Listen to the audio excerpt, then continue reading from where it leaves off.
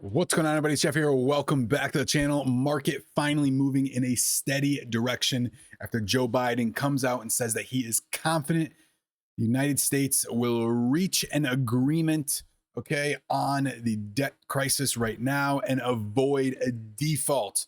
That was all the market needed to just continue to move and rip to the upside.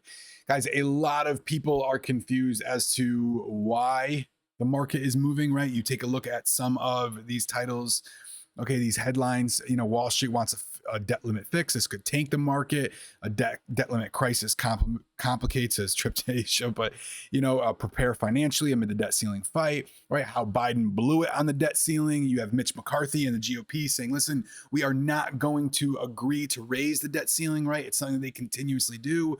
We're the amount of money that we are paying in interest to service our debt is just really getting to a point, okay, to where, picture you guys, being, maxing out your credit cards, you're affording your minimum payment, and 90% of it is getting to, going to interest. You're just spinning your wheels. Well, it's like we are headed right towards that direction. A lot of things are happening. So you got people all over Twitter saying, listen, how can the market move to the upside? How can the market move to the upside?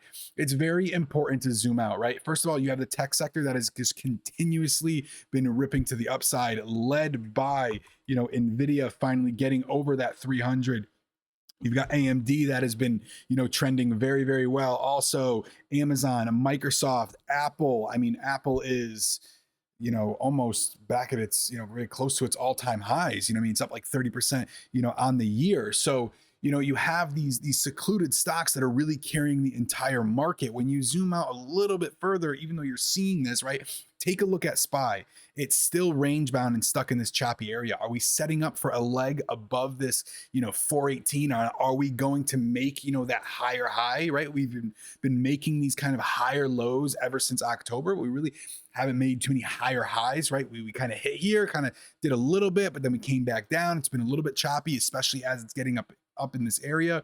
All right, QQQ, the chart on the daily looks much cleaner, and that's, like I said, because a lot of the focus in the buying has really been centered on just these few stocks. And you also have banks and energy sectors that are really pulling down the entire market. So a couple things I want to talk about in this video very quickly is, we are still range bound, and understand that until we stay in this range, these false breakouts, these low volume chops, okay, you look at all the way back here, on the 4th, we had a gap down, went all the way down to this, 404 area.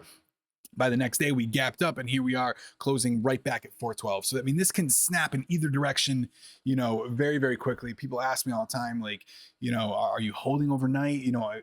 I'll hold some of these runners. A lot of times, they just get clipped at break even, or, it's even a little bit of a loss, especially if we get a little bit of gap down.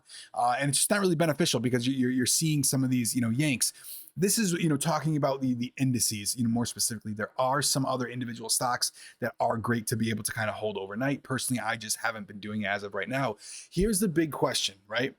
Could this all just be a big liquidity grab for another leg down, right? So when you're looking at the macros, okay, when you're talking about the issues that we have when it comes to debt ceiling, when it comes to inflation, when it comes to rate hikes, when it comes to what we haven't, fully felt the effects, we have bit to have another credit crisis. Okay, you have Americans that are just spending way too much money on, rent and food, and their wages are not increasing fast enough, and that's going to cause an issues on the macro side. Like, yeah, and this could take a long time to play out. The market can can definitely be able to hold much higher, okay, at these levels, until those macros really start to take things down. So from the macro aspect, I understand where you're seeing some of that, those downturns, right? But from the immediate chart aspect, we're still making some of those higher lows. We're continuing to move to the upside, and you have to be able to play that trend, right? The buy the dip scenario, especially when you look at it from a shorter time frame, is still, the MO. It's still in focus. We get down to these areas, it kind of just, you back up. Buyers immediately step right in. They're not ready yet to give this up. What is it going to take to be able to, pull down the entire market? We all have some of our theories, some of our thoughts, but inevitably we're not going to know as of right now. One thing I will focus to you is it's always the unexpected that the market doesn't like, right? Everybody can say, oh yeah, we're going to have a recession. We're having a recession. We're having a recession.